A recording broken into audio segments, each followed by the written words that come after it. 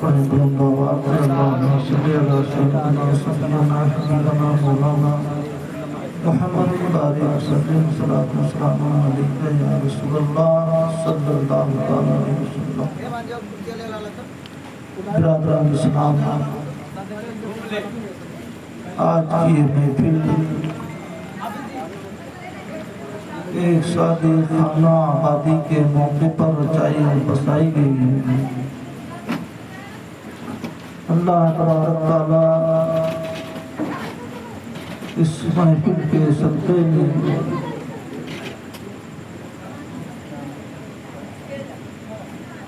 شادی کے اندر برکتیں عطا فرمائے۔ آج ہم مسلمان ایک طرف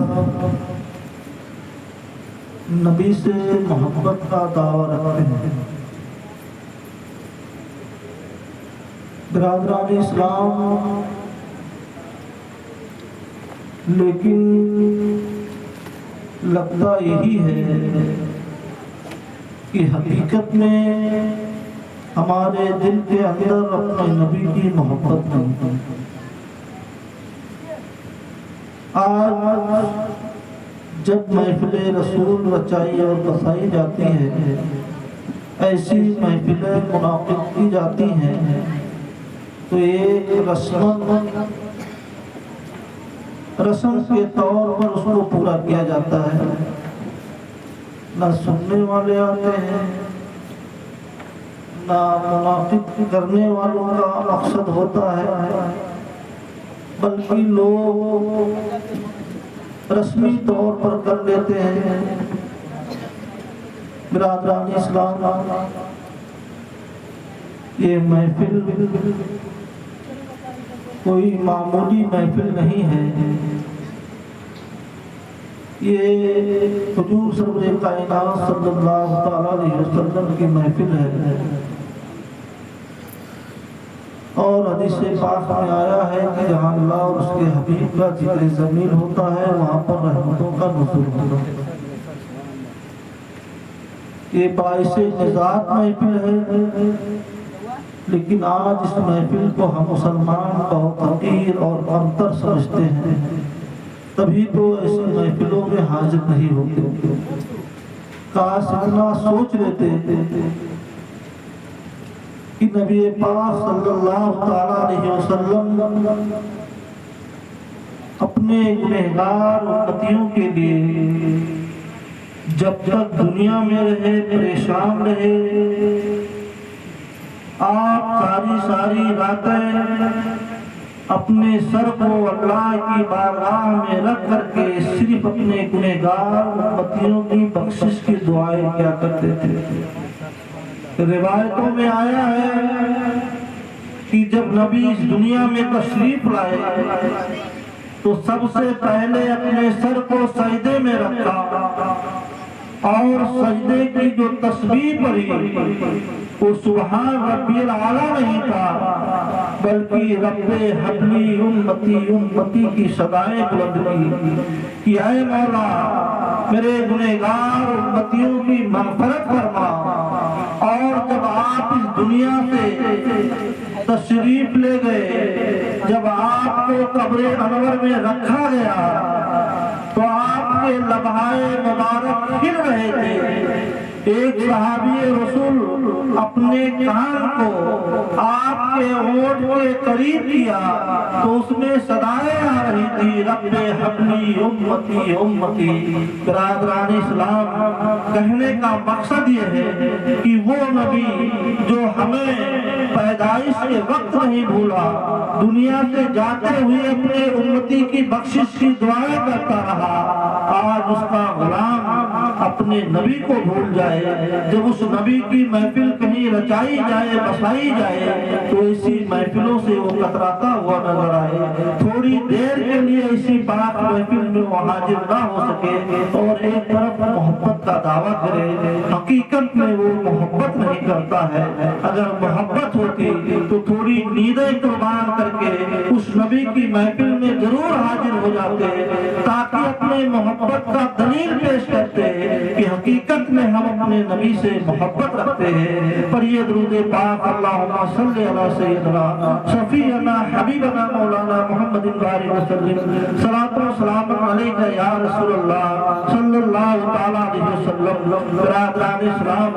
علماء کرام کی فہرست لمبی ہے، اس لیے میں چند منٹ کے لیے آپ کے سامنے حاضر ہوا ہوں۔ آپ کا زیادہ ٹائم نہیں دوں گا،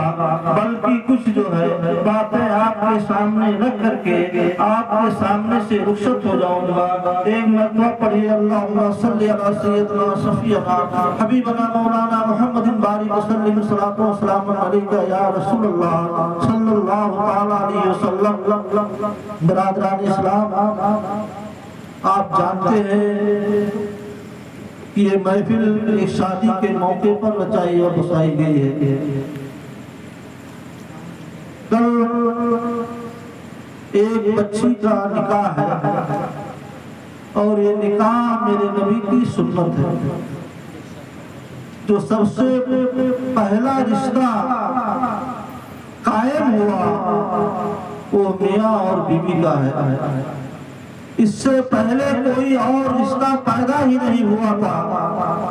اور یہ رشتہ دنیا میں نہیں بلکہ جنت میں قائم ہوا۔ برادران اسلام، یہ نکاح آج لوگ اس کو بہت معمولی سمجھتے ہیں، بلکہ یہ نکاح ایک ایسی عبادت ہے، سنت رسول ہے۔ برادران اسلام، میرے آقا صلی اللہ علیہ وسلم ارشاد فرماتے ہیں کہ یہ نکاح نصف جو ہے آدھا ایمان ہے۔ برادران اسلام، لیکن آج ہم اس نکاح کو ایک جو ہے رسمی طور پر جو ہے ادا کرتے ہیں، بلکہ سنت رسول کے مطابق ہماری یہ نکاحیں جو ہے آج ادا نہیں کی جاتی ہیں۔ برادران اسلام، میں آپ کو بتانا چاہتا ہوں کہ حضور سرور کائنات صلی اللہ علیہ وسلم نے جو ہے فرمایا تھا کہ اے میرے امتیوں، تم نکاح کو اتنا آسان کر دو، اتنا آسان کر دو کہ زنا مشکل ہو جائے۔ لیکن آج ہمارا سماج جو ہے ایسی شادیوں میں فضول خرچیاں کر کے جو ہے دنیاوی رسم و رواج میں آ کر کے جو ہے آج اس نکاح کو اتنا مشکل کر دیا ہے، اتنا مشکل کر دیا ہے کہ ایک غریب انسان اپنے بیٹا اور بیٹی کی شادی کرنے کے لیے جو ہے 100 بار سوچتا ہے کہ کس طرح سے ہم اپنی بیٹا یا بیٹی کی شادی کریں۔ یہ شادیاں آج اتنی مہنگی ہو گئی ہیں، ہمارے سماج میں جو ہے، ہمارے جو ہے سماج کے لوگوں نے جو ہے اس میں فضول خرچیاں کر کے جو ہے اس کو اتنا مہنگا کر دیا، مشکل کر دیا ہے کہ لوگ آج شادیوں سے دور بھاگا کرتے ہیں۔ جبکہ جو ہے حضور سرور کائنات صلی اللہ تعالی علیہ وسلم نے ارشاد فرمایا تھا کہ شادیوں کو اتنا آسان کرو، اتنا آسان کر دو کہ زنا مشکل ہو جائے۔ لیکن آج کے دور میں شادیاں اتنی مشکل ہو گئی ہیں کہ لوگ زنا کو آسان سمجھ رہے ہیں۔ برادران اسلام، آئیے صحابہ کرام کی زندگی کو دیکھیں، مطالعہ کریں تو آپ کو پتہ چل جائے گا کہ جب حضور سرور کائنات صلی اللہ تعالی علیہ وسلم نے ارشاد فرمایا کہ شادیوں کو آسان کر دو، تو برادران اسلام وہ صحابی جو ہے کس طرح سے شادیاں کیا کرتے تھے، نکاحیں ہوا کرتی تھی اس دور میں۔ برادران اسلام، ایک صحابی رسول ہیں جن کا نام عبد الرحمن بن عوف ہے۔ برادران اسلام، صبح کے وقت جو ہے فجر کی نماز کے لیے مسجد نبوی میں حاضر ہوئے۔ حضور سرور کائنات صلی اللہ تعالی علیہ وسلم نے ان کے کرتے کے اوپر زرد رنگ دیکھا تو اس صحابی سے پوچھا، اے میرے صحابہ، اس تمہارے کرتے کے دامن میں کیا چیز لگی ہوئی ہے؟ برادران اسلام، اس صحابی نے کہا، یا رسول اللہ، میری جو ہے رات کو میرا نکاح ہوا ہے اور اس وقت میں نے خوشبو لگایا تھا، اس خوشبو کی وجہ سے جو ہے یہ کپڑا زرد ہو گیا ہے۔ برادران اسلام، وہ صحابی کوئی معمولی نہیں تھے، اتنے بڑے مالدار صحابی ہیں۔ عبد الرحمن بن عوف کے بارے میں کہا جاتا ہے کہ ان کے پاس اتنا مال تھا کہ ان کے مال کو جب دھونیوں میں اسے گنا نہیں جاتا تھا۔ اس دور میں چاندی اور سونے کے دینار چلا کرتے تھے، سکے چلا کرتے تھے، لوگ پاؤں سے جو ہے اسے بھرا کرتے تھے، گولیوں کے اندر اتنی دولت تھی ان کے پاس۔ آج کا امبانی اور اڈانی بھی ان کا مقابلہ نہیں کر سکتا ہے، لیکن جب انہوں نے نکاح کیا تو برادران اسلام مکہ مدینہ کے لوگوں کو تو چھوڑ دیجئے، کچھ سرکار کو بھی پتہ نہیں چل پایا کہ اس صحابی کا نکاح ہوا ہے، اتنی سادگی کے ساتھ کیا۔ برادران اسلام آج مسلمان اس نکاح کو کتنا مشکل کر دیا ہے، لیکن صحابہ کرام جو ہے اس نکاح کو کتنی آسانی کے ساتھ کیا کرتے تھے۔ برادران اسلام ایک صحابی ہیں، ایک مرتبہ ایک گلی میں جو ہے کھڑے ہو کر کے ایک دروازے کے سامنے دیکھ رہے تھے، اتنے میں ایک دوسرے صحابی آ جاتے ہیں۔ اس صحابی نے پوچھا یہ بتاؤ اس گلی کے اندر کھڑے ہو کر کے اس دروازے پر تم کیا کر رہے ہو؟ اس صحابی نے کہا کہ میں اس گھر پر اپنا رشتہ لے کر کے آیا تھا، ان کے پاس ایک بیٹی ہے، میں اس سے نکاح کرنا چاہتا تھا، رستے نکاح لے کر کے آیا تھا، لیکن شرم کی وجہ سے میرے اندر اتنی ہمت نہیں ہے کہ میں دروازے پر جا کر کے اپنے رشتے کو ان کے سامنے رکھے، مجھے شرم آتی ہے۔ برادران اسلام اس صحابی نے کہا ٹھیک ہے تم ہی دروازے پر کھڑے رہو، میں تمہارا رشتہ لے کر کے جا رہا ہوں اور میں اندر جاتا ہوں، ابھی باہر آتا ہوں۔ برادران اسلام وہ صحابی جب دروازے کے اندر داخل ہوئے تو وہاں کئی لوگ بیٹھے ہوئے تھے،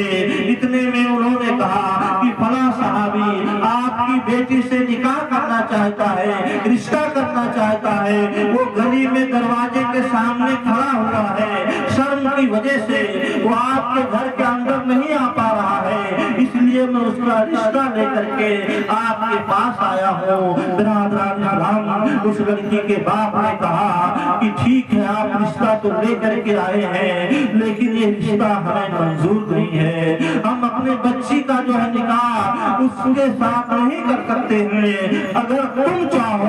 تو اپنی بیٹی کا نکاح تمہارے ساتھ کر سکتے ہیں۔ برادران اسلام وہ صحابی تیار ہو گئے، فوراً وہاں جو لوگ بیٹھے ہوئے تھے انہی کے سامنے نکاح کا خطبہ ہوا اور ایجاب و قبول ہوا اور اس صحابی کا نکاح ہو گیا۔ برادران اسلام سوچنے مقام ہے کہ کتنی سادگی ہے کہ رشتہ دوسرے کا لے کر کے گئے تھے اور نکاح وہیں ان کا ہو گیا۔ تھوڑی دیر کے بعد جب نکاح ہو گیا دروازے سے باہر نکلے، گلی میں دیکھا وہ صحابی رسول کھڑے ہوئے تھے۔ برادران اسلام انہوں نے ان سے فرمایا کہ وہ لوگوں نے اپنے مشورہ کیا اور مشورے میں یہ طے پایا گیا کہ یہ رشتہ انہیں منظور نہیں ہے۔ برادران اسلام وہ صحابی اپنے سر کو آسمان کی طرف اٹھاتے ہیں اور کہتے ہیں جب کسی مسئلے پر مشورہ کیا جاتا ہے، جب لوگ آپس میں مشورہ کرتے ہیں تو اللہ تبارک تعالیٰ مشورہ کرنے والوں کے دلوں میں جو اللہ جس پر راضی ہوتا ہے اس بات کو ڈال دیتا ہے، مشورے میں وہ بات طے پائی جاتی ہے۔ تب لوگوں نے اگر مشورہ کیا اور مشورے میں میرے رشتہ جو ہے میرا رشتہ منظور نہیں ہوا تو اس سے یہ پتا چلا کہ اللہ کو یہ رشتہ منظور نہیں تھا، تبھی اللہ نے ہمارے لیے ان کے دل میں اس بات کو نہیں رکھا۔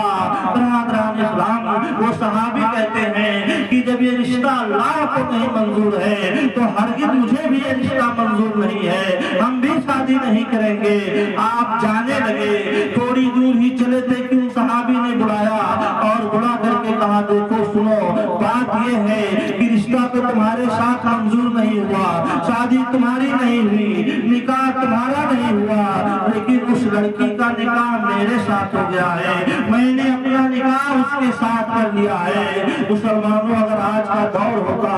آج کا نوجوان ہوتا تو ڈائریکٹ جو ہے گھر کے اندر داخل ہو جاتا اور کہتا یہ بتاؤ اس نوجوان میں کون سے ایسے سرخاب لگے ہوئے تھے کہ تم نے اپنی بیٹی کی شادی اس سے کر دی اور میرے ساتھ نہیں کیا، لڑائی جھگڑے تک بات آ جاتی۔ لیکن وہ صحابی کہنے لگے جب اللہ کو یہ منظور ہی نہیں تھا تو یہ رشتہ میرے ساتھ کیسے ہو سکتا ہے؟ اللہ کو یہی منظور تھا کہ رشتہ تمہارے ساتھ ہو، اسی لیے تمہارے ساتھ ہو گیا۔ تو کہنے کا مقصد یہ ہے کہ جب اللہ کے رسول نے فرمایا کہ آئے لوگوں شادیوں کو آسان کرو، تو صحابہ نے اتنا آسان کر دیا، اتنا آسان کر دیا کہ برادران اسلام بغیر کسی خرچ کے، بغیر کسی رسم و رواج کے جو ہے شادیاں ہو جایا کرتی تھی۔ لیکن آج مسلمان اپنے غریبہ میں جھانک کر کے دیکھے کہ شادیوں کے موقع پر کچھ لوگ اتنی فضول خرچیاں کر دیتے ہیں، اتنے جو ہے رسم و رواج کو ادا کرتے ہیں کہ اگر اتنے پیسے سے کسی غریب کی بچی کی شادی ہو جائے گی جتنا ایک شادی میں لوگ فضول خرچی کر دیا کرتے ہیں۔ برادران اسلام ہمیں سوچنا چاہیے، ہمیں شادی سنت رسول کے مطابق ادا کرنی چاہیے، اس طرح سے ادا کرنی چاہیے جس طرح سے ہمارے اسلاف کیا کرتے تھے، اس میں فضول خرچیاں نہیں ہونی چاہیے، شریعت کے مطابق ہونی چاہیے۔ برادران اسلام آج کے دور میں لوگ جو ہے جب شادیاں کرتے ہیں تو شادیوں کے اندر جو ہے عموماً 4 باتیں دیکھی جاتی ہیں، 4 چیزیں دیکھی جاتی ہیں۔ ان چاروں میں سے جو ہے کسی ایک کو دیکھ کر کے جو ہے انسان شادی اور بیاہ کیا کرتا ہے۔ حضور سرور کائنات صلی اللہ تعالیٰ علیہ وسلم نے ارشاد فرمایا کہ آج کل عموماً جو ہے 4 چیزیں دیکھی جاتی ہیں۔ ایک جو ہے خوبصورتی دیکھی جاتی ہے، دوسری مالداری دیکھی جاتی ہے، اور تیسرا حسب و نسب دیکھا جاتا ہے، اور چوتھا جو ہے اخلاق اور کردار دیکھا جاتا ہے۔ میرے آقا صلی اللہ تعالیٰ علیہ وسلم نے ارشاد فرمایا کہ چاہے تم اپنی بچی کا رشتہ تلاش کرو، چاہے اپنے بچے کا رشتہ تلاش کرو، ان 4 چیزوں میں سے جو ہے صرف تم اخلاق دیکھو، کردار دیکھو۔ برادران اسلام کہ وہ لڑکی جو ہے متقی ہے یا نہیں، وہ لڑکا پرہیزگار ہے یا نہیں۔ برادران اسلام اگر رشتے کے وقت جو ہے ہم یہی دیکھیں تو یقین جانے کہ وہ رشتہ کامیاب دنیا میں بھی ہوگا اور آخرت میں بھی ہوگا۔ برادران اسلام لیکن باتیں آج اس کی الٹ ہیں۔ ہم جب رشتہ تلاش کرنے جاتے ہیں، چاہے بیٹی کا رشتہ ہو یا بیٹے کا رشتہ ہو، برادران اسلام آج انسان سب سے پہلے خوبصورتی دیکھتا ہے۔ اگر لڑکی خوبصورت ہے تبھی نوجوان شادی کرنے کے لیے تیار ہوگا، اگر خوبصورت نہیں ہے تو وہ شادی نہیں کر سکتا ہے۔ برادران اسلام لیکن میرے آقا صلی اللہ تعالیٰ علیہ وسلم نے ارشاد فرمایا کہ جو صرف خوبصورتی دیکھ کر کے شادی کرتا ہے، صرف حسن و جمال دیکھ کر کے شادی کرتا ہے، وہ بہت جلد فتنے میں مبتلا ہو جایا کرتا ہے۔ برادران اسلام اگر جو ہے خوبصورتی کے ساتھ ساتھ جو ہے وہ بچی جو ہے متقی نہیں ہے، پرہیزگار نہیں ہے، دیندار نہیں ہے، اس کے اخلاق و کردار صحیح نہیں ہے، تو یقین جانو کہ اگر حسن و جمال دیکھ کر کے صرف اس نے شادی کیا ہے تو وہ بہت جلد فتنے میں مبتلا ہو جائے گا۔ اب شادی کے بعد جو ہے اسے اپنے بیوی پر شک ہونے لگے گا کہ یہ تو بہت خوبصورت، بہت حسین و جمیل ہے، یہ آتی جاتی چلتی پھرتی ہے، لوگوں کے نگاہیں اس پر پڑتے ہیں، کہیں ایسا نہ ہو میری عورت صحیح نہ ہو، اسی فتنے میں وہ زندگی بھر مبتلا رہا کرتا ہے۔ برادران اسلام حسن و جمال یہ غلط نہیں ہے، حسن و جمال کے ساتھ ساتھ جو ہے سیرت بھی دیکھنی چاہیے، اخلاق بھی دیکھنا چاہیے، کردار بھی دیکھنا چاہیے۔ اور میرے آقا صلی اللہ تعالیٰ علیہ وسلم نے ارشاد فرمایا کہ دوسرا جو چیز ہے لوگ مالداری دیکھتے ہیں، آج شادیاں مال دے کر کے کی جاتی ہے، چاہے لڑکے کی شادی ہو یا لڑکی کی شادی ہو، رشتہ جو ڈھونڈے جاتے ہیں وہ مالدار ہونا چاہیے۔ میرے آقا صلی اللہ تعالیٰ علیہ وسلم ارشاد فرماتے ہیں کہ اگر مالدار دے کر کے رشتہ کرو گے، دولت دے کر کے رشتہ کرو گے تو عنقریب جو ہے تم تنگ دستی میں مبتلا ہو جاؤ گے، تم قرض میں مبتلا ہو جاؤ گے۔ اور دیکھا بھی یہی جاتا ہے کہ جو صرف مال و دولت کی بنیاد پر نکاح کرتے ہیں، مال و دولت کی بنیاد پر شادیاں کرتے ہیں، سسرال سے تو جہیز میں بہت کچھ ملتا ہے، گاڑیاں بھی ملتی ہے، روپیہ بھی ملتا ہے، پیسہ بھی ملتا ہے، لیکن چند دنوں میں جو ہے وہ مال و دولت ختم ہو جایا کرتے ہیں، اس کے اندر برکتیں ہی نہیں ہوتی ہیں، چند دن میں وہ لوگوں سے قرض لینا شروع کر دیتے ہیں، تنگ دستی میں مبتلا ہو جاتے ہیں۔ اس لیے کہ میرے آقا نے ارشاد فرمایا کہ صرف تم مالداری دے کر کے شادی کرو گے، صرف دولت دے کر کے شادی کرو گے تو عنقریب تم محتاج ہو جاؤ گے، تنگ دست ہو جاؤ گے، قرض دار ہو جاؤ گے۔ اسی لیے میرے آقا نے ارشاد فرمایا کہ صرف مال دے کر کے شادی نہ کرو، صرف دولت دے کر کے شادی نہ کرو۔ برادران اسلام، اور جو لوگ نسب دے کر کے شادی کرتے ہیں، خاندان دے کر کے شادی کرتے ہیں، میرے آقا صلی اللہ تعالیٰ علیہ وسلم نے ارشاد فرمایا اگر تم صرف جو ہے خاندان دیکھو گے، اس کا خاندان بہت اونچا ہے، اس کا خاندان بہت بڑا ہے۔ برادران اسلام، میرے آقا صلی اللہ تعالیٰ علیہ وسلم ارشاد فرماتے ہیں جو صرف خاندان دے کر کے شادی کرے گا ان قریب وہ دنیا میں رسوا اور ذلیل ہو جائے گا۔ برادران اسلام، اس لیے میرے آقا نے ارشاد فرمایا کہ نہ تم حسن و جمال کو دیکھو، نہ تم مال اور دولت کو دیکھو، نہ تم حسب و نسب و خاندان کو دیکھو، بلکہ یہ دیکھو اس کا کردار کرتا ہے، اس کا اخلاق کرتا ہے، وہ متقی ہے کہ نہیں ہے، پرہیزگار ہے یا نہیں ہے، پابند شریعت ہے کہ نہیں ہے۔ برادران اسلام، اب اگر دیندار ہے، اس کا عمل و کردار صحیح ہے، اس کے ساتھ ساتھ وہ حسین بھی ہے، اس کے ساتھ ساتھ وہ جمیل بھی ہے، تو برادران اسلام ایک پلس پوائنٹ ہو گیا۔ اگر جو ہے وہ جو ہے عمل اس کے اچھے ہیں، وہ کردار اس کے صحیح ہیں، وہ جو ہے متقی ہے، دیندار ہے، وہ پرہیزگار ہے، اور اس کے ساتھ ساتھ اگر مال اور دولت بھی ہو گیا تو یہ پلس پوائنٹ ہو گیا۔ برادران اسلام، اگر متقی ہونے کے ساتھ ساتھ، دیندار ہونے کے ساتھ ساتھ اچھے خاندان بھی مل گیا، اچھا نسب بھی مل گیا، تو یہ سونے پر سہاگا ہو گیا۔ اس لیے صرف دولت نہ دیکھو، دولت کے ساتھ جو ہے اس کا اخلاق بھی دیکھو، اس کا کردار بھی دیکھو۔ صرف حسن نہ دیکھو، حسن کے ساتھ جو ہے اس کے اندر دیکھو حیا ہے کہ نہیں، اس کے اندر دیکھو دینداری ہے کہ نہیں۔ برادران اسلام، لیکن آج لوگ صرف خوبصورتی دے کر کے شادیاں کرتے ہیں۔ میرے آقا صلی اللہ تعالیٰ علیہ وسلم نے اسی لیے فرمایا کہ آج لوگ چار چیزیں دیکھتے ہیں شادیوں میں، لیکن ان چار چیزوں میں سے جو ہے صرف ہمیں یہ دیکھنا چاہیے کہ متقی ہے، پرہیزگار ہے، دیندار ہے یا دنیا دار ہے۔ برادران اسلام، ایک اللہ کے ولی ہیں جن کا نام حضرت سری سمتی رحمۃ اللہ تعالیٰ علیہ ہے، ان کی بارگاہ میں ایک شخص، ایک نوجوان حاضر ہوا، اور حاضر ہونے کے بعد عرض کرنے لگا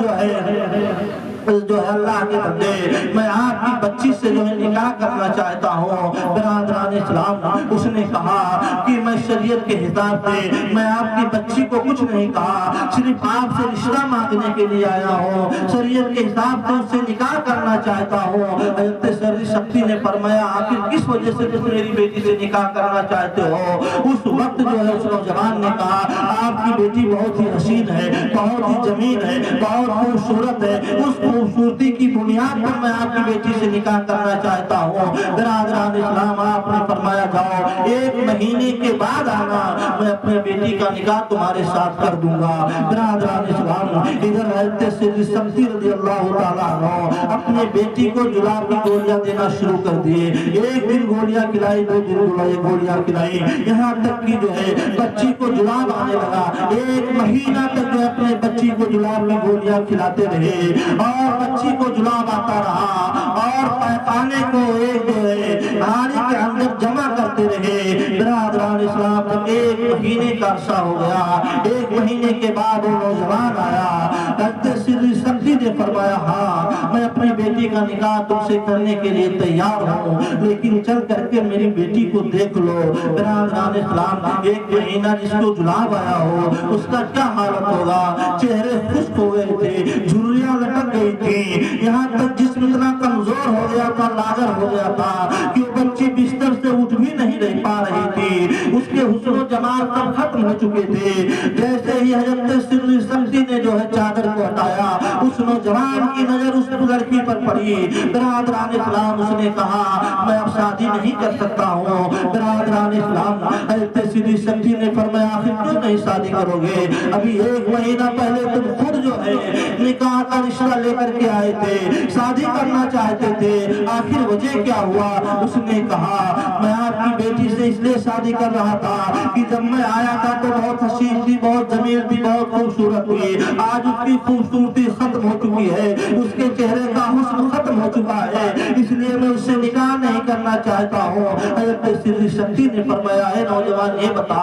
اگر یہی حال کہیں جو ہے میں اپنی بیٹی کا نکاح تیرے ساتھ کر دیتا اور نکاح کرنے کے بعد میری بیٹی بیمار ہو جاتی، بیمار ہونے کی وجہ سے وہ کمزور ہو جاتی، اس کے چہرے کا رنگ اتر جاتا، اس کا حسن و جمال ختم ہو جاتا، تو تم میری بیٹی کے ساتھ کیا کرتا؟ اس سے پتا چلا کہ تجھ کو اس کے حسن سے محبت نہیں تھی، اس کے خوبصورتی سے محبت نہیں تھی، بلکہ میرے ساتھ چل، جس چیز سے تجھ کو محبت تھی میں تجھے دکھاتا ہوں۔ برادران اسلام مساری کے پاس لے گئے اور اس پیخانے کو کہا اسی گندگی سے تجھ کو محبت تھی، جو اس کے جسم سے گندگی باہر آ گئی تو نے انکار کر دیا۔ برادران اسلام کو کہنے کا مقصد یہ ہے کہ ہم جب کبھی اپنی بیٹی یا بیٹے کا رشتہ تلاش کریں تو ایسا جو ہے رشتہ تلاش کریں کہ اس کے اندر دینداری ہو، اس کے اندر جو ہے تقوی اور پرہیزگاری ہو، اس کے اخلاق صحیح ہو۔ آج جو ہے 80% جو ہے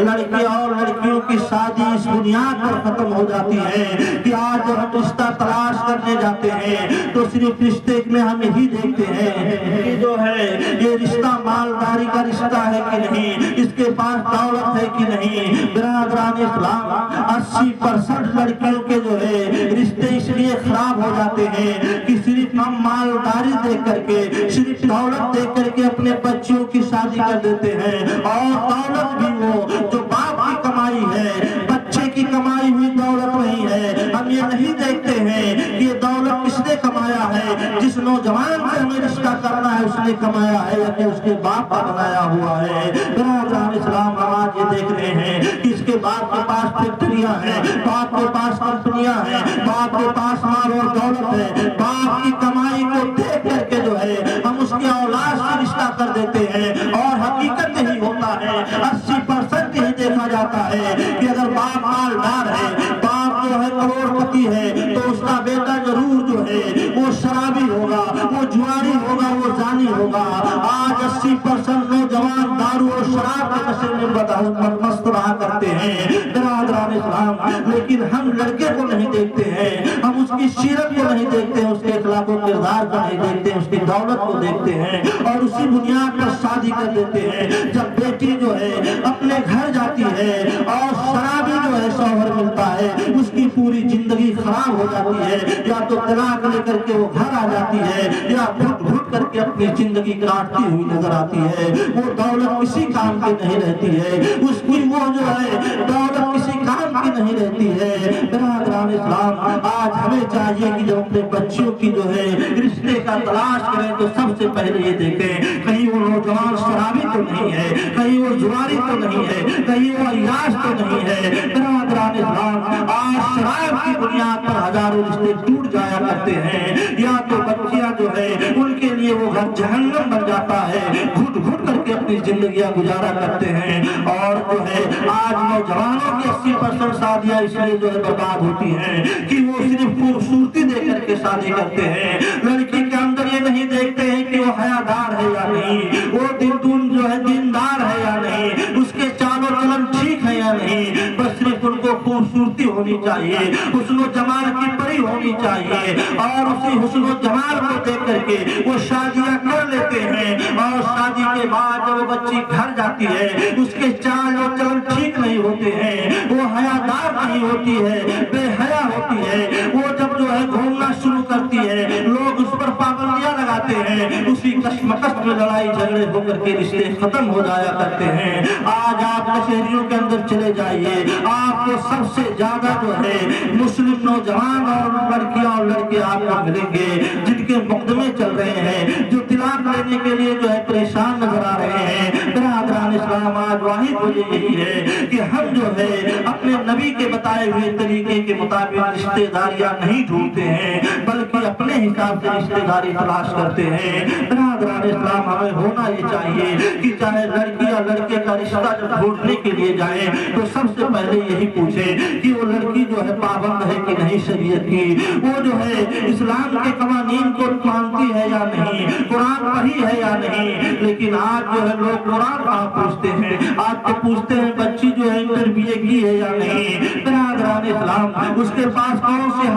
ہائی ڈگریاں ہیں برادران اسلام، لیکن جس دن ہم یہ پوچھنا شروع کر دیں گے اس دن سے لوگ جو اپنے بچیوں کو قرآن کا تعلیم دینا شروع کر دیں گے۔ آپ انڈونیشیا کے اندر چلے جائیے، جب تک ان کی شادی نہیں ہوتی ہے جب تک وہ حج نہیں کر لیتے ہیں۔ حج کرنے کے بعد چاہے بچی ہو یا بچہ، چاہے بیٹی ہو یا بیٹا، اس وقت اس کی شادی ہوتی ہے جب وہ حج کر لیتے ہیں۔ یہی وجہ ہے جب وہاں یہ رکھ دیا گیا ہے کہ جب تک یہ حج کر نہیں لیں گے ان کی شادی نہیں ہوگی، تو گھر والے سب سے پہلے انہیں حج کراتے ہیں۔ برادران اسلام، تو ہمیں یہ ہونا چاہیے جس طرح سے ہم رشتہ تلاش کریں گے اسی حساب سے ماحول بنے گا، لوگ اپنے بچے اور بچیوں کی پرورش اور تعلیم اسی حساب سے دلائیں گے۔ لیکن آج تو ہمارا یہ ماحول بن چکا ہے کہ ہم جب رشتہ تلاش کرتے ہیں تو شریعت کے مطابق نہیں کرتے ہیں، لیکن اپنے اسلاف کی زندگی دعا کر کے دیکھیں کہ ہمارے اسلاف جب رشتہ ڈھونڈتے تھے تو کیسا رشتہ ڈھونڈتے تھے۔ برادران اسلام، شاہ کرما جو ہے یہ اپنے قبیلے کے سردار ہیں، اللہ کے بہت بڑے ولی ہیں، ایک برگزیدہ بندے ہیں۔ برادران اسلام، ان کے پاس ایک بیٹی ہے جو بہت ہی حسین و جمیل ہے، بہت ہی خوبصورت ہے، اور ان کے پاس شاہزادوں کے رشتے آیا کرتے تھے، بڑے بڑے بادشاہوں کے بیٹوں کے رشتے آتے تھے، لیکن آپ منظور نہیں کیا کرتے تھے۔ ایک دن آپ جو ہے نماز پڑھنے کے لیے مسجد میں داخل ہوئے، جو ہی مسجد میں پہنچے تو کیا دیکھے ایک نوجوان ہے کہ جو قرآن کی تلاوت کر رہا ہے، وہ قرآن پڑھ رہا ہے۔ آپ اسی مسجد کے اندر عبادت کرتے رہے، وہ نوجوان ساری رات جو قرآن پڑھتا رہا۔ برادران اسلام، دوسرے دن حاضر ہوئے تو کیا دیکھے وہ نوجوان پھر اپنے سر کو سجدے میں رکھ کر کے عبادت و ریاضت کر رہا ہے، پوری راتیں عبادت کر رہا ہے۔ برادران اسلام، 2 3 4 دن تک اس نوجوان کو آپ پکارتے رہے، یہاں تک جب دیکھا کہ یہ نوجوان اس کا کوئی کام نہیں ہے، یہ رات میں جو ہے اس مسجد کے اندر داخل ہوتا ہے اور ساری راتیں عبادت میں گزار دیا کرتا ہے۔ برادران اسلام، اس نوجوان کے قریب جاتے ہیں اور قریب جانے کے بعد پوچھتے ہیں، نوجوان یہ بتا تو کہاں کا رہنے والا ہے، تیرا گھر کہاں ہے؟ اس نے کہا سرکار وہ سامنے جو جھوپڑی دکھائی دے رہی ہے وہی میرا مکان ہے۔ برادران اسلام، آپ نے پوچھا کیا تیری شادی ہوئی ہے؟ اس نے کہا مجھ غریب کی شادی کہاں ہونے والی ہے، میرے پاس تو کچھ نہیں ہے، صرف کوئی ایک جھوپڑی ہے، اسی جھوپڑی کے اندر رہتا ہوں اور دن میں تھوڑا کام کر کے اتنا روزی حاصل کر لیتا ہوں کہ دن میں بھوکا نہیں رہتا ہوں، پھر اللہ کی عبادت کیا کرتا ہوں، اور صرف میرا مقصد یہی ہے کہ مجھ سے اللہ راضی ہو جائے، اس کے علاوہ اور میرا کام نہیں ہے، تو مجھ سے شادی کون کرے گا؟ برادران اسلام، آپ نے فرمایا کیا تو شادی کرے گا؟ اس نے کہا ہرگز نہیں، میں کبھی سوچا ہی نہیں کہ مجھ سے بھی کوئی شادی کرے گا، اپنی لڑکی مجھے بھی کوئی دے گا۔ برادران اسلام، آپ نے فرمایا میرے پاس ایک بیٹی ہے، میں اس کا نکاح تمہارے ساتھ کرنا چاہتا ہوں۔ اس نے کہا سرکار میں غریب انسان، میرے پاس نہ رہنے کے لیے گھر نہ کھانے کے لیے کوئی چیز ہے، آپ کی بیٹی یہاں آ کر کے اپنی زندگی کو کیسے گزارے گی؟ آپ نے فرمایا اس کی فکر تو مت کر، میں اپنی بیٹی کا نکاح تیرے ساتھ کرنا چاہتا ہوں۔ آپ نے اسی مسجد میں خطبہ پڑھ کر کے اپنی بیٹی کا جو ہے نکاح کر دیا، اور کرنے کے بعد جو ہے فرمایا شام کو گھر آنا، کھانا کھانے کے بعد اپنی بیوی کو لے کر کے اپنے گھر چلے جانا۔ برادران اسلام، وہ نوجوان جب شام کے وقت گیا، برادران اسلام کھانا کھانے کے بعد آپ کے والد نے جو ہے اپنی بیٹی کو اس کے ساتھ رخصت کر دیا، اور جب وہ بیٹی جو ہے اس نوجوان کے ساتھ اس جھوپڑی کے اندر داخل ہوئی تو جو ہی جھوپڑی کے اندر اپنی نظروں کو دوڑایا تو کیا دیکھا کہ اس جھوپڑی میں کچھ نہیں ہے، صرف فرش پر ایک بستر لگا ہوا ہے، کمرے کے اندر ایک سراہی رکھی ہوئی ہے، اور اس سراہی کے اوپر آدھی روٹی سوکھی پڑی ہوئی ہے۔ برادران اسلام، اس بچی نے پوچھا اے نوجوان یہ بتا یہ سراہی کس نے رکھی ہے؟ اس نوجوان نے کہا اس سراہی میں پانی رکھتا ہوں پینے کے لیے، اسی سے پانی پیتا ہوں۔ اس لڑکی نے پوچھا یہ سراہی کے اوپر جو ہے روٹی کا ٹکڑا رکھا ہوا یہ کیسا ہے؟ اس نے کہا کہ آج میری شادی تھی، آج میں کام پر جا نہیں پایا تھا، تو میں نے سوچا کہ آدھی روٹی آج کھا لیتا ہوں اور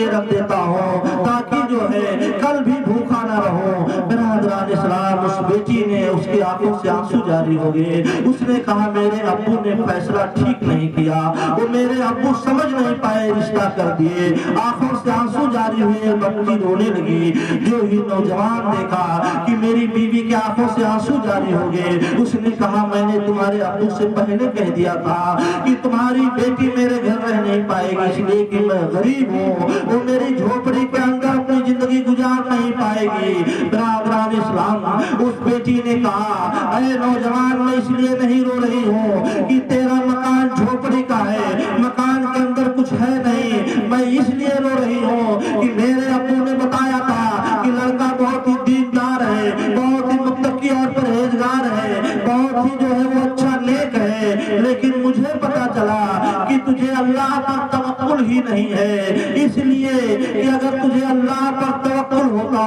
تو آدھی روٹی تو کل کے لیے نہیں رکھتا، تو اللہ آج روٹی دے سکتا ہے، وہ کل بھی کہیں سے تم کو روٹی دے گا، وہ تمہیں بھوکا نہیں رہے گا۔ میں اس باپ کے گود میں پل کر کے آئی ہوں کہ میرے باپ نے مجھے قناعت اور توکل اللہ کو سکھایا ہے۔ میرا مقصد یہی ہے کہ یہ جو تم نے روٹی کا ٹکڑا رکھا ہے، اس کا مطلب یہی تھا تمہیں اللہ پر بھروسہ ہی نہیں ہے۔ برادران اسلام، کہنے کا مقصد یہ ہے کہ ہمارے اسلاف جو رشتہ ڈھونڈتے تھے تو کیسا رشتہ ڈھونڈتے تھے، اور آج ہم کیسا رشتہ ڈھونڈتے ہیں۔ یہی وجہ ہے کہ آج ہم یہاں بھی پریشان رہتے ہیں۔ برادران اسلام، ہمیں چاہیے کہ ہم جو ہے اپنی بیٹی یا بیٹی کا رشتہ ڈھونڈیں تو ایسا رشتہ ڈھونڈیں کہ جس کو شریعت ہمیں اجازت دے رہی ہو۔ میرے آقا صلی اللہ تعالیٰ علیہ وسلم نے ارشاد فرمایا کہ تم اپنے بیٹی یا بچے جو ہے بیٹے کا رشتہ تلاش کرو تو یہ ضرور دیکھو کہ اس کے اندر دینداری ہو، اس کے اندر تقوی ہو، اس کے اندر پرہیزگاری ہو۔ اگر ایسا رشتہ تم تلاش کر کے